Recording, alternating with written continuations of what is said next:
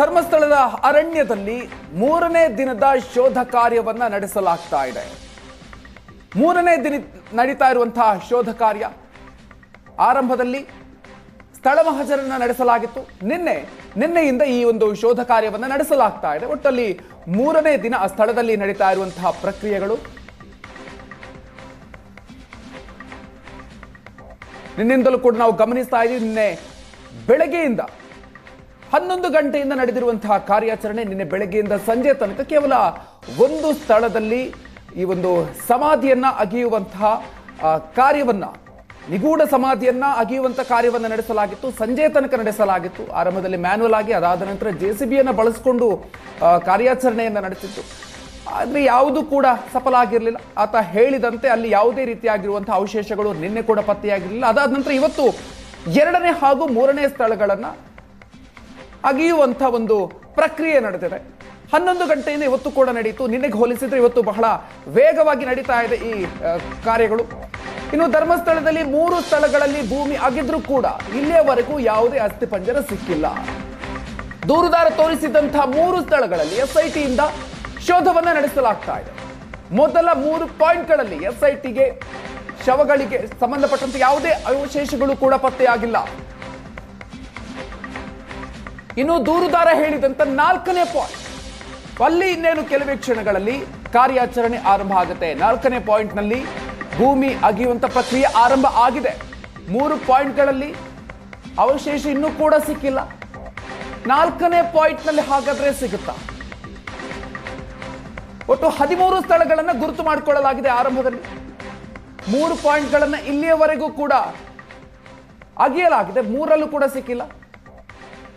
ಹೆಚ್ಚಿನ ಡೀಟೇಲ್ಸ್ ಕೊಡ್ತಾರೆ ನಮ್ಮ ಪ್ರತಿನಿಧಿ ಭರತ್. ಇದೀಗ 4ನೇ ಪಾಯಿಂಟ್ ನಲ್ಲಿ ಕಾರ್ಯಾಚರಣೆ ಆರಂಭ ಮಾಡಿದ್ದಾರೆ ಅಂತ ಗೊತ್ತಾಗ್ತಾ ಇದೆ. ಅಂದ್ರೆ ಏನೆಲ್ಲ ಅಪ್ಡೇಟ್ ಸಿಗ್ತಾ ಇದೆ? ಯಾವ ರೀತಿಯಾಗಿ 4ನೇ ಸ್ಥಳದಲ್ಲಿ ಕಾರ್ಯಾಚರಣೆ ನಡೆಸ್ತಾರೆ?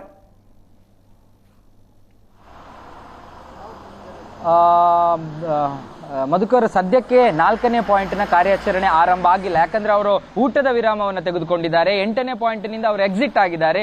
ಇಲ್ಲಿಂದ ಅವರು ನೇರವಾಗಿ ಈಗಾಗಲೇ ಧರ್ಮಸ್ಥಳ ಪೊಲೀಸ್ ಠಾಣೆಗೆ ಹೋಗಿರುವಂತದ್ದು. ಪೊಲೀಸ್ ಠಾಣೆಯಲ್ಲಿ ಊಟಕ್ಕೆ ವ್ಯವಸ್ಥೆಯನ್ನ ಮಾಡಲಾಗಿದೆ. ಅಲ್ಲಿ ಊಟ ಮುಗಿಸಿದ ನಂತರ ಯಾವ ನಿರ್ಧಾರಗಳನ್ನ ತೆಗೆದುಕೊಳ್ತಾರೆ ಅನ್ನುವಂಥದ್ದನ್ನ ಕಾದು ನೋಡ್ಬೇಕು. ಯಾಕಂದ್ರೆ ಈಗಾಗಲೇ 3 ಗಂಟೆ ಆಗಿದೆ.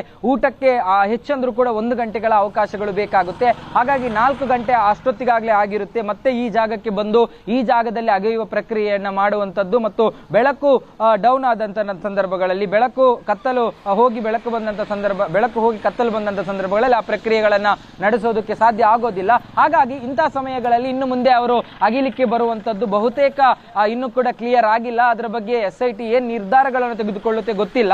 ಅವರು ಕೂಡ ಈವರೆಗೆ ಯಾವುದೇ ಸ್ಟ್ಯಾಂಡ್ಗೆ ಬಂದಿಲ್ಲ. ಅವರು ಊಟ ಮುಗಿಸಿದ ನಂತರ ಏನ್ ಮಾಡಬೇಕು, ಏನಾಗಬೇಕು ಅನ್ನುವಂಥದ್ರಲ್ಲೇ ಇದ್ದಾರೆ. ಹಾಗಾಗಿ ಈಗಾಗಲೇ ಮೊಹಂತಿ ಅವರು ಕೂಡ ಮಂಗಳೂರಿಗೆ ಬಂದಿದ್ದಾರೆ, ಬೆಳ್ತಂಗಡಿಯಲ್ಲಿ ಇದ್ದಾರೆ. ಅವರನ್ನ ಕೂಡ ಭೇಟಿಯಾಗಬೇಕು. ಅವರ ಜೊತೆಗೂ ಕೂಡ ಸಭೆಗಳಾಗುವ ಸಾಧ್ಯತೆಗಳಿದೆ. ಅದಕ್ಕೆ ಅಧಿಕಾರಿಗಳ ಲಭ್ಯತೆಗಳು ಬೇಕು. ಹಾಗಾಗಿ ಮುಂದಿನ ನಿರ್ಧಾರಗಳ ಬಗ್ಗೆ ಇನ್ನೂ ಕೂಡ ಅನಿಶ್ಚಿತತೆಗಳು ಇರುವಂತದ್ದು. ಯಾವ ನಿರ್ಧಾರವನ್ನ ತೆಗೆದುಕೊಳ್ತಾರೆ, ಮುಂದೆ ಏನಾಗುತ್ತೆ ಗೊತ್ತಿಲ್ಲ. ಆದರೆ ನಿನ್ನೆಯ ದಿನಕ್ಕೆ ಹೋಲಿಕೆ ಮಾಡಿದ್ರೆ ಇವತ್ತು ಒಂದೇ ದಿನದಲ್ಲಿ 2 ಕಡೆ ಅಗೆಯಲಾಗಿದೆ.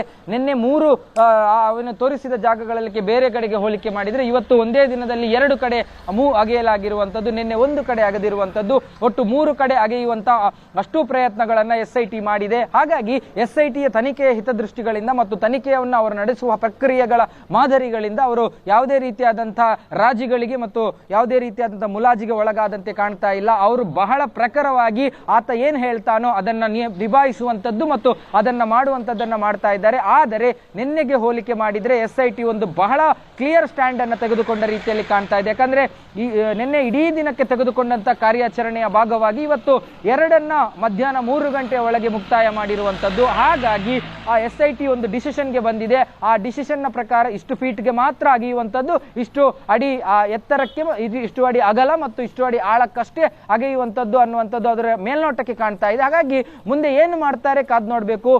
4 ಗಂಟೆ ಬಹುತೇಕ ಅವರ ಊಟ ಎಲ್ಲ ಮುಗಿಯುವಾಗ ಆಗಬಹುದು. ಆ ನಂತರದ ನಿರ್ಧಾರಗಳತ್ತ ಎಲ್ಲರ ದೃಷ್ಟಿ ಕೂಡ ನೆಟ್ಟಿರುವಂತದ್ದು.